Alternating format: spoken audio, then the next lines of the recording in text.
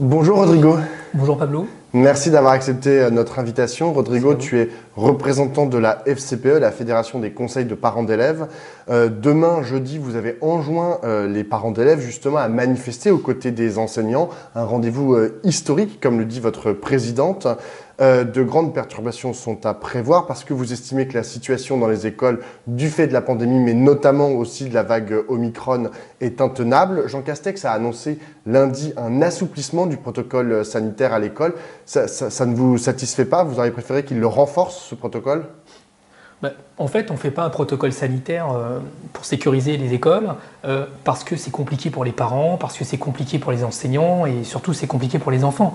On fait un protocole sanitaire pour faire en sorte que l'école ne devienne pas un lieu de tous les dangers et que personne n'ait peur d'y aller, ce qui est aujourd'hui la situation notamment pour les enseignants. Un protocole sanitaire digne de ce nom nécessite de mettre en place des moyens pour que justement l'école soit entre guillemets sécure, soit safe. Et aujourd'hui, ce n'est pas le cas. Donc non, je pense qu'il y a un malentendu entre le Premier ministre et le chef de l'État, en l'occurrence, parce qu'on est en France, un Premier ministre ne prend pas ce type de décision au 20h de TF1 sans que le président de la République soit au courant. Ce n'est pas juste et ça ne serait pas vrai de dire ça. On a l'impression quand même qu'ils ont imaginé que les parents gueulaient en gros parce qu'il fallait faire la queue, parce que non, c'est pas la question. Nous, nos gamins, on les protège, c'est le rôle d'un parent de protéger son enfant. Oui, c'est vrai que faire 3 tests dans les pharmacies avec des queues insupportables, de mettre des goupillons dans les trous de nez qui piquent le nez, qui font pleurer les yeux les gamins, il y en a qui chialent quand on va faire le nôtre, etc. Alors qu'il y a d'autres solutions qui existent. Des solutions qui existent. Par exemple, en Allemagne, ils font des tests salivaires 2 fois par semaine. Ils le font à l'école, évidemment, parce que c'est là que vont les enfants et c'est là qu'entre guillemets, il n'y a pas de trou dans la raquette. En Autriche, ils utilisent des sucettes qu'on met dans la bouche et qui permettent de faire un test. Il y a des marques de tests salivaires qui sont tout à fait raisonnables et utiles pour être efficaces, c'est-à-dire qu'elles détectent la positivité au Covid. Donc voilà, c'est ça la situation. Donc on ne change pas un protocole pour arrêter d'emmerder les gens, en fait. C'est ça la situation. On fait un protocole pour faire que l'école soit sécure, que tout le monde soit rassuré et qu'aujourd'hui, le compte n'y est pas. Donc il y a un malentendu sur la méthode. Mais d'après toi, pourquoi est-ce que le gouvernement, Blanquer en particulier, mais aussi donc Olivier Véran et Jean Castex, ont fait ce choix-là? Ils font le choix donc de mettre en place un protocole que à la fois les parents d'élèves et les enseignants ne comprennent pas tellement, estiment trop compliqué. Pourquoi est-ce que tu parlais des tests salivaires en Autriche ou des sucettes? Pourquoi est-ce qu'ils n'utilisent pas ces outils-là plutôt que de forcer à faire des tests dans le nez? C'est juste pour vous faire chier? C'est pas juste pour vous faire chier. Il y a une logique derrière tout ça. Je pense que c'est doctrinaire. La doctrine, c'est pas ici maintenir les écoles ouvertes. Tout le monde veut que les écoles soient ouvertes. Enfin, il faut être un fou furieux pour dire non, il faut fermer les écoles parce que non, attendez, il faut être sérieux. En France, l'école c'est la République c'est l'école. Il y a un lien quasi charnel avec l'école. C'est pour ça aussi qu'il y a autant de parents qui s'investissent, des gamins qui bougent dans les syndicats d'élèves, etc. Et des enseignants qui luttent pour protéger l'école publique, pour être clair. Donc il y a un lien très très viscéral à l'école. Donc ça serait idiot. Comme essaye de le faire Blanquer, d'opposer en fait, comme s'il y avait les profs qui étaient feignants en disant ouais, vous voulez fermer les écoles, etc. La situation, personne ne ferme les écoles. On parle d'absentéisme. Oui, voilà, les profs ne sont pas absents, d'abord ils sont malades, ça s'appelle le droit du travail, ça s'appelle aussi des enseignants qui vont répondre au protocole. Si tu me permets de digresser 2 secondes, pendant les vacances d'hiver, le protocole disait que si on était dans un foyer où il y avait Omicron, alors on avait 17 jours d'éviction. C'est dans une infographie au confrère du Parisien qui mettait tout en bas que si c'est Omicron, c'est 17 jours. Si c'est 17 jours, ça veut dire que les profs qui, comme tout le monde, ont fait les fêtes de Noël, qui, comme tout le monde, ont fait les fêtes de fin d'année, il était plausible qu'ils n'allaient pas se trouver devant en poste. Donc, on est en train de construire aussi de façon doctrinaire, de façon très idéologique, et tout ça, c'est du marketing, de politique, et de dire l'école ne fonctionne pas parce que les profs sont des feignants. On est hors sol de dire ça. Les profs, aujourd'hui, depuis 2 ans, ils mettent plus que leur salaire pour que l'école fonctionne, mais comme les parents d'ailleurs, et comme les enfants surtout, qui sont la variable d'ajustement de tout ça. Donc, pourquoi je te dis doctrinaire? C'est que en Allemagne, notamment, il y a une vision très collective de l'école. Il y a une vision dans laquelle l'intérêt général est important. En France, depuis le début de la pandémie, on a fait reposer la lutte contre la pandémie sur les initiatives individuelles. C'est-à-dire cette idée que chacun faisant son petit bout, on allait arriver à l'intérêt général, c'est faux. Ça ne marche pas parce que ça ne fonctionne pas comme ça. L'intérêt général, ça s'organise, ça se régule et nécessite d'avoir des moyens financiers, matériels pour que ça fonctionne. Donc, On a fait croire que livrés à eux-mêmes, c'est très, très néolibéral comme vision, on va se le dire tranquillement. Faites votre test et chacun faisant son test, ça va fonctionner. La preuve que non.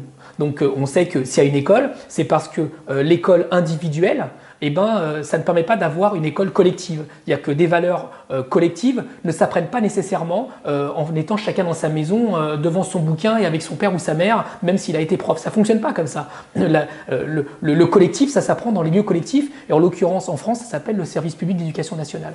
Donc on est dans cette doctrine-là qui se manifeste aussi par rapport aux masques. Par exemple, nous très tôt, en tant que FCPE, on a demandé à ce que les masques soient mis à disposition gratuite pour les élèves et pour les enseignants. Pourquoi? Parce que quand on laisse à l'initiative individuelle, d'abord les enfants n'ont pas forcément le nombre de masques nécessaires pour le faire, donc ça contrevient à une bonne utilisation. Les masques, on doit les changer toutes les 3 heures ou toutes les 4 heures aujourd'hui. Les enseignants doivent les changer plus régulièrement encore parce qu'ils s'expriment, donc ils envoient des postillons dans le masque. Et donc on les a livrés à eux-mêmes. Et finalement, ça ne marche pas. Ça ne marche pas, donc les parents, ils ont été sur Internet, acheter des masques en gros qui viennent on ne sait pas où, sans aucun label, sans rien, donc y compris la qualité et la toxicité peut-être, y compris des masques, ne permettaient pas. Donc l'État est responsable là-dessus. Sur les capteurs de CO2, c'était la même chose. C'est-à-dire, les collectivités, elles ont qu'à équiper, de toute façon, c'est leur boulot. Mais c'est pas ça la décentralisation. La décentralisation, c'est pas la démerde. La décentralisation, c'est pas chacun pour soi et Dieu pour tous. La décentralisation, ça veut dire aussi donner les moyens que les collectivités territoriales puissent faire leur boulot, mais avec des règles générales, avec des obligations collectives. Par exemple, on sait, parce qu'il y a une réglementation, que les salles de classe font tant de mètres carrés, quel que soit le territoire en France. Vous savez, c'est simple, on peut tout à fait dire qu'aujourd'hui, une classe en 2021, notamment en période de pandémie, oui, on met en place des règles qui disent qu'on met des capteurs de CO2 dans toutes les classes parce que c'est nécessaire, parce que c'est utile et parce que c'est efficace. On distribue des masques gratuitement par la puissance publique financièrement, mais ça peut être organisé par les collectivités territoriales. Je pense au RSA par exemple, qui est une solidarité nationale, mais qui est organisée par les départements. Mais ils reçoivent l'argent pour pouvoir le faire. Plus ou moins bien. Mais la question, c'est qu'aujourd'hui, d'un point de vue doctrinaire, et c'est ça la doctrine Blanquer, c'est ça la doctrine Macron, c'est de dire, sur le terrain, ils seront mieux à même de pouvoir répondre aux logiques. Sauf qu'on est en pandémie. On n'est pas le département de la Seine-Saint-Denis est particulier, les autres sont différents. Mais est-ce que ce que tu es en train de dire, c'est qu'ils ont voulu trop faire confiance de façon individuelle, finalement, presque aux professeurs ou aux chefs d'établissement? C'est pas une question de confiance. Faut vraiment comprendre que c'est une philosophie. C'est une philosophie qu'on peut retrouver par exemple chez Hayek, etc. Pour ceux qui s'intéressent à ces questions-là, qui consiste à dire que les gens sur le terrain savent mieux ce qui est nécessaire qu'au niveau national. Ce qui est faux. Donc, in fine, ils vont se débrouiller pour faire ce qui est utile et ce qui est nécessaire sur le terrain. Mais c'est faux. C'est faux. On ne lutte pas contre une pandémie comme ça. C'est-à-dire qu'on est vraiment passé d'une école nationale à une école territoriale. Et ça repose sur une logique qui consiste à commercialiser l'école. Parce qu'en vrai, comment ça se passe? On prend par exemple les absences non remplacées, qui existaient déjà avant Macron, mais qui se sont accentuées dans la séquence du Covid parce que les enseignants, comme tout le monde, peuvent être malades. Voilà. En fait, on demande aux parents de mettre la main au portefeuille pour payer des cours particuliers. Attendez, on parle de profs qui sont absents, qui sont non remplacés pendant plusieurs semaines, voire plusieurs mois. On a l'exemple à Pantin, pas loin de vos locaux, dans des matières centrales pour des gamins qui vont passer le bac en plus, c'est pas rien dans l'école de la République. Voilà, on est dans cette situation-là. Donc, tout ça concourt de ça. Donc, qui c'est qui répond à l'appel d'offres sanitaires? C'est pas le service public. Celui qui répond à l'appel d'offres sanitaires, c'est le privé. D'ailleurs, c'est pas anodin que le dépistage en France se fasse dans les pharmacies, qui sont la médecine libérale, et je ne dis pas du mal des pharmaciens en disant ça, alors qu'en Allemagne, on décide de le faire à l'école. C'est-à-dire que le sens du service public est profondément attaqué avec cette doctrine-là. Donc on est en train de faire accepter, et on est en train de construire culturellement dans notre pays, qu'aujourd'hui la réponse aux problèmes d'intérêt général sont apportés par le marché, sont apportés par les professions libérales, sont apportés par quelque chose qui existe et qui fonctionne, qui s'appelle la libre entreprise, qui s'appelle le commerce, qui s'appelle la grande distribution aujourd'hui, sur notamment les tests qui sont vendus dans les grands centres de grande distribution, alors que logiquement, et ça fonctionne, ça fonctionne, vous allez, vous achetez les cartables, vous achetez tout là-dedans, c'est pas le problème, c'est des temples de la consommation, il n'y a pas de souci. Donc on passe sur une logique de clientélisation des parents et des enfants, pour le coup, qui trouvent normal d'aller se faire un test, si on prend cet exemple qui est assez emblématique, dans une pharmacie ou de les acheter en autotest, débrouillez-vous tout seul parce que vous êtes censé être responsable et si vous ne le faites pas, vous êtes coupable d'être malade et de contaminer les autres, ou vous allez chez Carrefour, chez Auchan, etc. Alors que le bon sens, et en tout cas c'est l'histoire de France, de dire que quand on est dans une lutte d'intérêt général, on le fait dans le service public. Quand vous êtes malade, vous allez à l'hôpital, vous n'allez pas à la pharmacie, vous n'allez pas chez votre médecin libéral, etc. Si, la médecine libérale existe, mais il y a aussi un pan de service public quand c'est tout le monde qui est concerné. Et on arrive à une inversion de la faute. Un des exemples là-dedans, elle est notamment sur les gens qui maintenant n'ont pas forcément les moyens de le faire, qui vont aux urgences, parce que soit il y a du désert médical, soit ils n'ont pas d'autre solution que d'aller aux urgences de l'hôpital, on va leur faire payer 19 € pour pouvoir se faire soigner.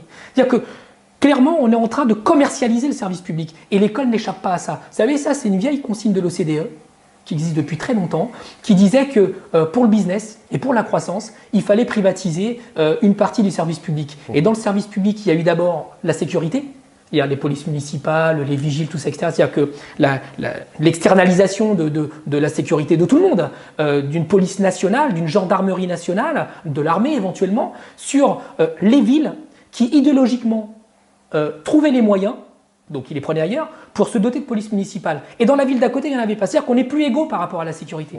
De la même façon, ensuite, c'est quoi? C'est l'hôpital.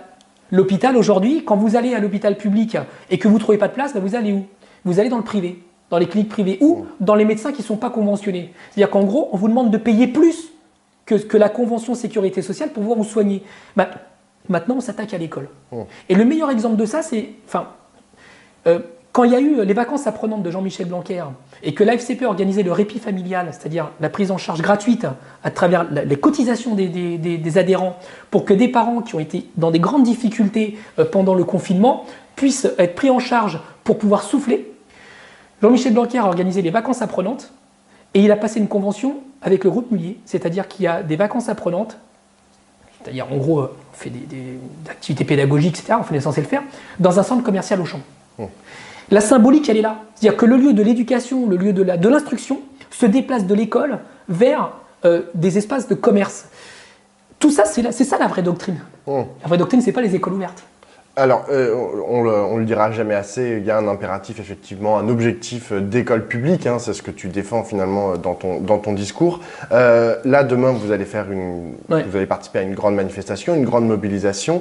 Je vais poser la question de façon un peu brutale, hein, et je ne veux pas désespérer Billancourt, mais qu'est-ce que vous attendez, en fait, de Jean-Michel Blanquer, de Jean Castex, de votre rapport de force avec le gouvernement? Est-ce que vous pensez qu'il va pouvoir évoluer? Est-ce que vous êtes dans une espèce de dialogue avec lui, dans un rapport de force que vous imaginez pouvoir gagner, ou est-ce que c'est un peu un cri de désespoir parce que de toute façon ils n'en ont absolument rien à faire de rien?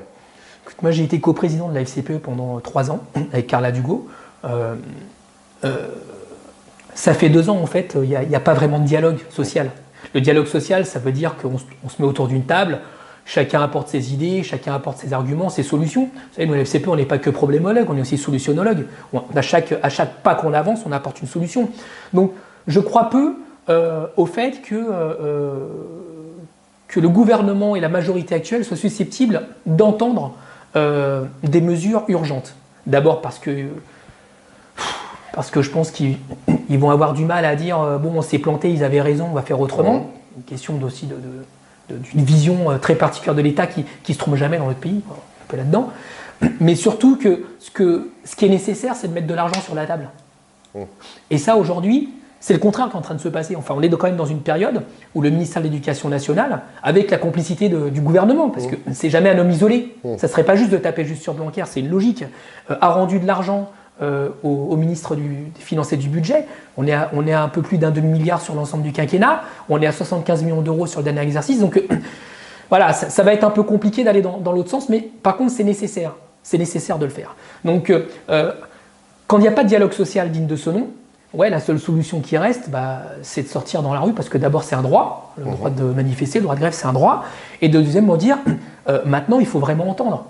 Faites ce que vous voulez, mais entendez ce qui se passe. En tout cas, ce qui est sûr, c'est qu'on ne peut pas continuer comme ça. On ne peut pas continuer comme ça parce que c'est en train de craquer. C'est pas anodin que la FCPE, dont la seule fonction c'est de protéger les enfants, se réunissent avec les enseignants, pas seulement sur l'idée de dire il faut des moyens. C'est qu'aujourd'hui, l'enjeu, c'est que c'est en train de craquer. C'est vraiment en train de craquer. Donc, c'est même pas. Mais c'est en train de craquer en fait à quelle échéance en fait, sur quel terme, sur le court terme, sur le moyen terme, sur le long terme. Parce que ce dont tu parles, tu parles d'une logique de commercialisation, de privatisation de l'école publique. Mais ça se passe sur le moyen, voire sur le long terme. Or là, on a l'impression que l'école, elle va craquer d'ici quelques semaines, d'ici quelques mois, enfin que tout ça peut s'accélérer. Et donc du coup, vous, votre manifestation, votre participation à la mobilisation de demain, elle s'inscrit dans quelle temporalité? Genre, on revendique par exemple, dans le cadre de la présidentielle, ou est-ce que c'est là, sur la pandémie, sur la vague Omicron, on veut plus de moyens tout de suite? Alors, il y a le court terme. Le court terme, c'est de permettre que les protocoles sanitaires s'appliquent.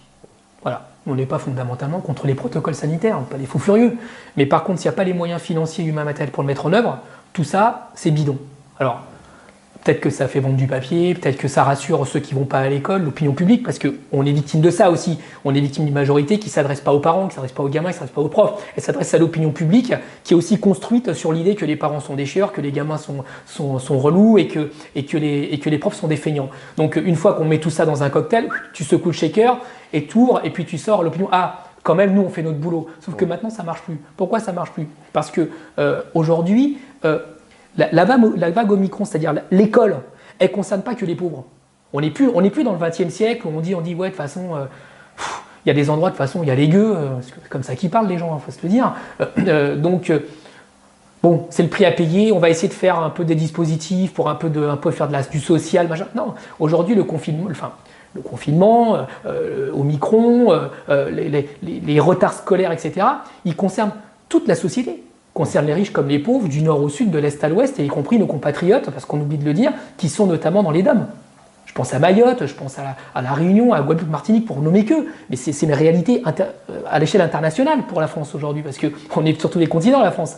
Donc, pour répondre à ta question, il y a les trucs de court terme, qui sont vraiment les gestes barrières. Donc oui, tout de suite, de la même façon qu'apparemment ils ont commandé 11 millions de tests dans les trous de nez pour les pharmacies, on peut commander 11 millions de tests en sucette ou en salivaire pour les écoles. C'est quoi le problème? C'est quoi le problème? C'est parce qu'ils ne veulent pas. De la même façon, on peut aujourd'hui mettre sur la table le fait que l'éducation nationale, c'est-à-dire que l'État, avec de Normandie, sur les collectivités territoriales, etc., enfin le gouvernement, équipe toutes les salles de classe avec des capteurs de CO2. Alors, le capteur de CO2, il ne permet pas d'éradiquer Omicron, mais il permet de te dire, tu sais quoi, là, c'est un peu saturé en air. Donc, si c'est saturé en air avec la respiration, il faut peut-être ouvrir les fenêtres. Et de réglementer que quand le capteur de CO2 il vire au rouge, on ouvre les fenêtres.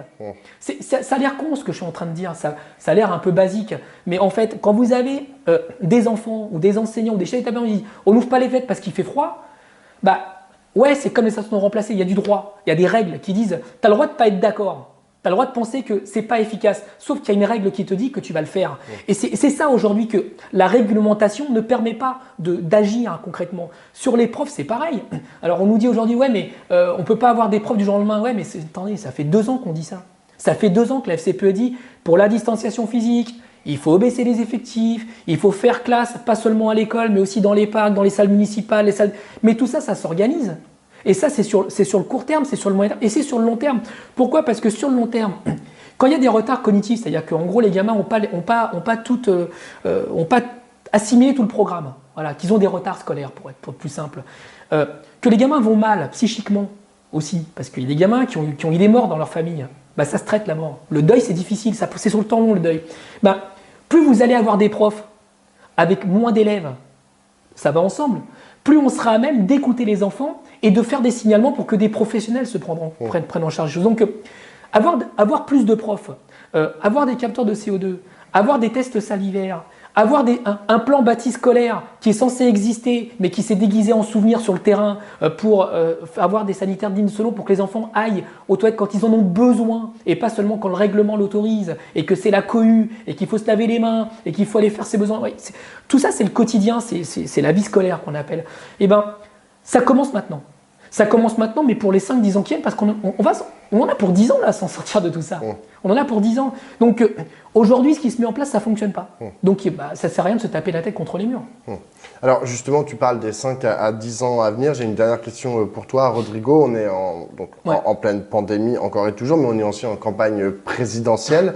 L'éducation n'est hélas pas au cœur des préoccupations de nos responsables politiques et de nos candidats. Mais quand même, il y a des projets, notamment sur les problématiques de l'éducation, qui commencent à faire jour. Comment vous vous positionnez, vous, à la FCPE, quant à ces différents programmes, quant à ces différents projets? Est-ce que vous les trouvez cohérents, à la hauteur? Déjà, la FCPE, en tant qu'organisation de parents d'élèves, déjà elle est diverse et elle est pluraliste et cosmopolite.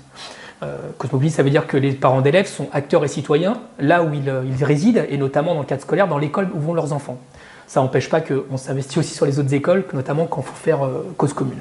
Donc, en tant que telle, elle n'appelle à voter pour aucun candidat. Voilà, point. Par contre, elle a un projet éducatif, elle a un manifeste qui a été fait au dernier congrès, qui s'appelle Manifeste d'Albi, qui pose la question des ruptures, c'est-à-dire que l'école qu'on a aujourd'hui est encore l'école du XXe siècle. Donc le XXIe siècle n'est pas rentré dans l'école aujourd'hui.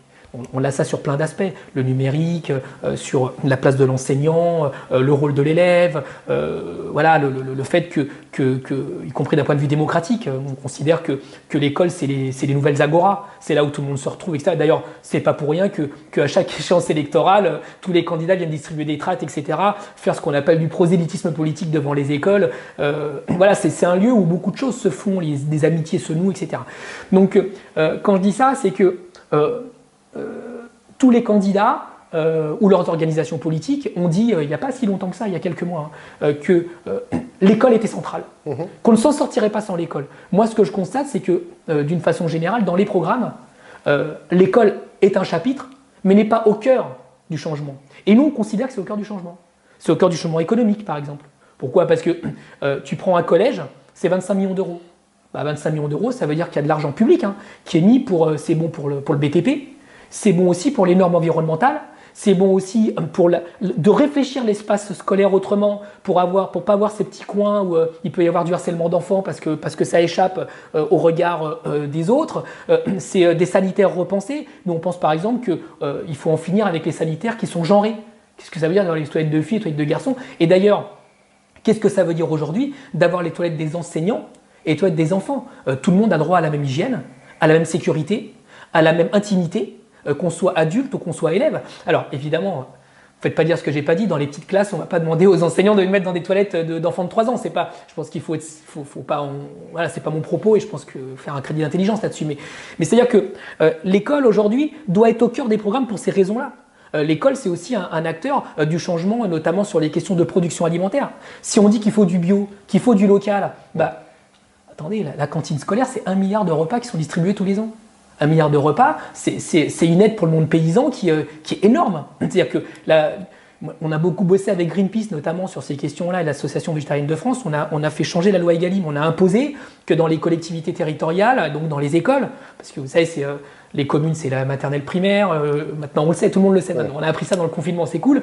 Les départements, c'est les collèges. La région, c'est les lycées. Et l'État, c'est les universités qui sont aussi dans le même bain. Parce que nous, ce qu'on propose aussi, même si on n'intervient pas à l'université en tant que fédération, c'est que l'université aussi doit faire partie de ça. Voilà, c'est ça aussi que ça veut dire. Il y a des gamins, des étudiants qui ont eu de la malnutrition, qui n'ont pas bouffé, qui doivent bosser pour payer l'étude. Oui, il y a un continuum évident. C'est cette idée qu'on ne considère pas qu'un étudiant, son travail, c'est d'étudier. Étudier, c'est un travail. Donc quand on travaille, on a une rémunération, on a un revenu, c'est pas une bourse, c'est pas de l'aide sociale, c'est que son statut, c'est d'étudier. Et que ça concerne tout le monde, riche comme pauvre. On doit s'émanciper de ses parents. Voilà, on doit s'affranchir de la prédestination des conditions de travail d'étudiants pour ça. Et donc, ça concerne les riches comme les pauvres.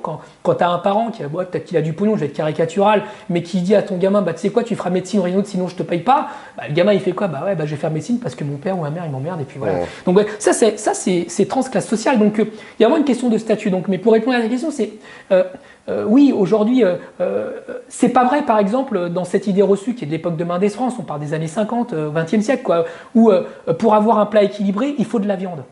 Donc tous les pauvres, il faut manger de la viande aux gamins. Ça existe.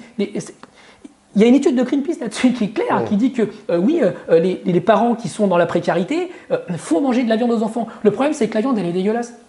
Parce que quand tu... Enfin, moi, j'habite en Seine-Saint-Denis, et quand tu vois que les 5 kilos de poulet, ils sont à 5 euros, les 5 kilos, bah, moi, je veux bien, mais ça n'existe pas que cette viande soit de bonne qualité. Ça veut dire que les poulets, ils sont élevés en batterie, dans des conditions qui sont, pour un être humain, c'est pas acceptable d'un point de vue d'éthique de mettre des animaux en souffrance. Et les enfants sont hyper sensibles à ça. Il y a plein de gamins aujourd'hui, on a des témoignages, qui deviennent végétariens, en tout cas qui ne mangent pas de viande, pas parce qu'ils n'aiment pas la viande, c'est parce qu'ils ne supportent plus la souffrance animale.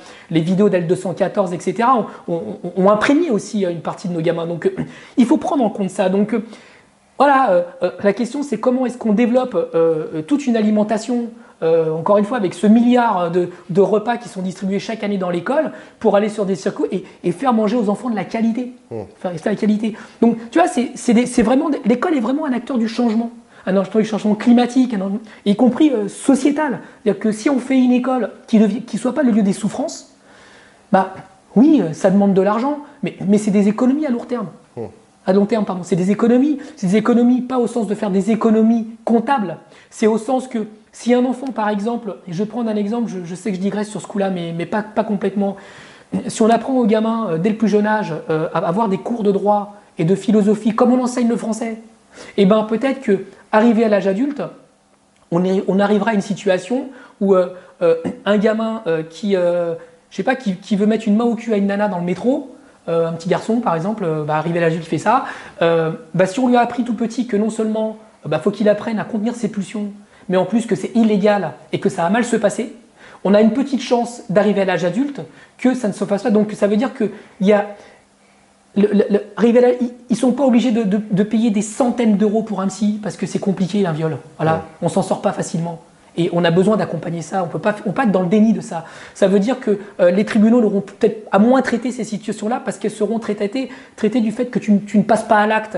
Ça veut dire tout ça. Ça veut dire que l'argent qui existe pour traiter les souffrances sur plein de sujets, le racisme, etc., si on l'apprend à l'école aux petits, peut-être qu'à l'âge adulte, tu vois, ça permettra aussi de traiter les choses différemment, en tout cas pas de la façon dont on le fait aujourd'hui, parce que de toute façon c'est inefficace. La question c'est tout ça l'école. Donc tu vois, les investissements d'aujourd'hui, de changer de matrice, et donc que ce soit au cœur des programmes présidentiels, quel que soit le candidat ou la candidate, ça donne une autre perspective. Et ça met l'école au cœur de la société, ça met l'école au cœur de la République. Et c'est ça l'enjeu. Et ceux qui disent le contraire, je veux te dire, soit c'est des cyniques, soit c'est des menteurs. Merci beaucoup Rodrigo, j'espère que ta parole sera entendue pendant cette campagne présidentielle, mais pour l'instant c'est sûr qu'on parle plus d'immigration, de sécurité et hélas du Covid que d'école. Mais on va se battre pour que ça soit autrement. Merci beaucoup Rodrigo. Merci à vous.